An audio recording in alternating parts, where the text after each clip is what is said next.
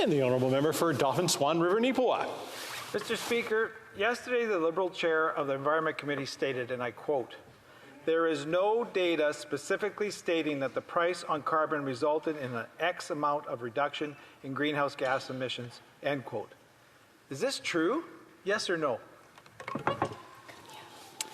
The Honourable Parliamentary Secretary, Government House Leader. The Honourable. Thank you very much, Mr. Speaker. What was provided to the member in due course after his request for some documents was some modelling on how carbon pricing works, not just in this country, but in the over 50 countries around the world that have implemented a strategy to lower their emissions. Now, good news, in Canada it's working. Canada's emissions are down by over 8% since 2015, and that's because of a lot of factors, one of them being carbon pricing. Demonstrated by proactive provinces like the province of British Columbia and in Quebec, carbon pricing works to lower our emissions, and it also, with the rebate program that we've put in place, doesn't cost families. It sends more money back through the Canada Carbon Rebate than it costs at the pumps. And that's because we're making big polluters pay and making sure that families are made whole through the Canada Carbon Rebate. Now, I'll admit that the 31-page report that was sent to the member was a bit confusing. Some big math words in there, a lot of modeling, and it's very, very complicated stuff.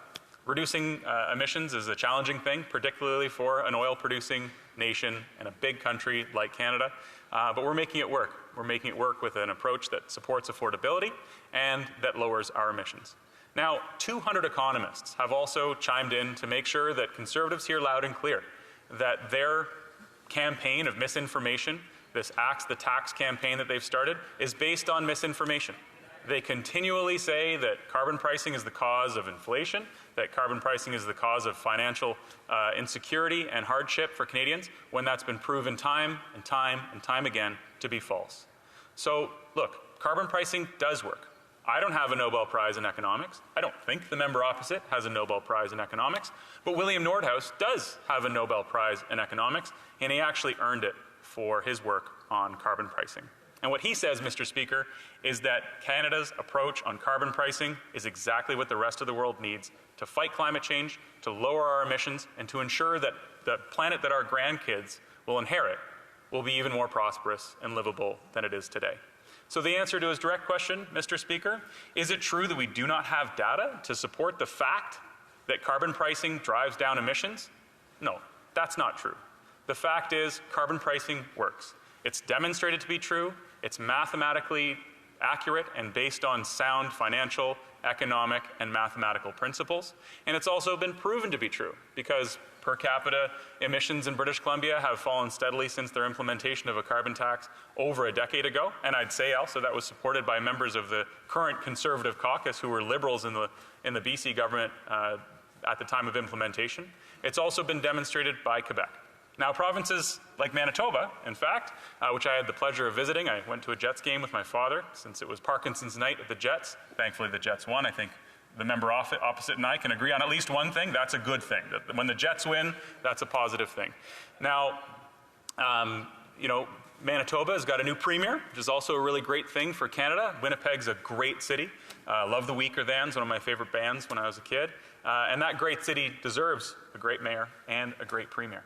And I'm glad that Wab Kinew is considering options to lower emissions in Manitoba, because Manitoba used to have a cap-and-trade program, just like Ontario. So it's very, very possible that soon the people of Manitoba will have a new way to lower their emissions. I was glad that the Premier of Manitoba did what the previous Premier wouldn't, which is stabilize gas prices with their provincial excise tax cut. That's something that the Premier of Saskatchewan refuses to do, and it's something that the Premier of Alberta actually did the opposite of. On April 1st, she was able to blame the price on pollution for the increase of gas when she increased the price of gas by 4 cents, when the price on pollution went up by just 3, and that was rebated back to Albertans. So the price on pollution works, and so does the Canada Carbon Rebate. Thanks, Mr. Speaker.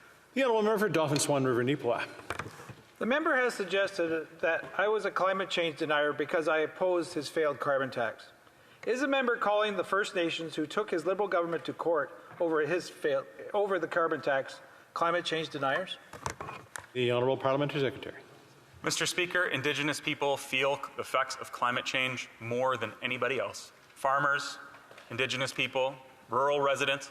They recognize that climate change is not just a threat to our weather, it's a threat to our economy, it's a threat to our livelihoods, and it's indeed a threat to our lives. Recently, I was up in Saskatchewan in Northern Ontario to announce some funding for a big conservation project, which the Mushkegowuk Council was thrilled about. It's good news for them. We talked about climate change a lot when I was up there because First Nations, Inuit, Métis, people who hunt, people who gather, people who work off the land, people who work in agriculture, they all recognize that climate change is an existential threat. And frankly, Mr. Speaker, if you don't recognize that, if you don't recognize that humans are responsible for climate change and that climate change is the worst existential threat to our species, then indeed you'd be a climate change denier. But I didn't accuse anybody of that. I'm just saying, if you don't believe that climate change is the biggest threat to us, then you are indeed denying climate change.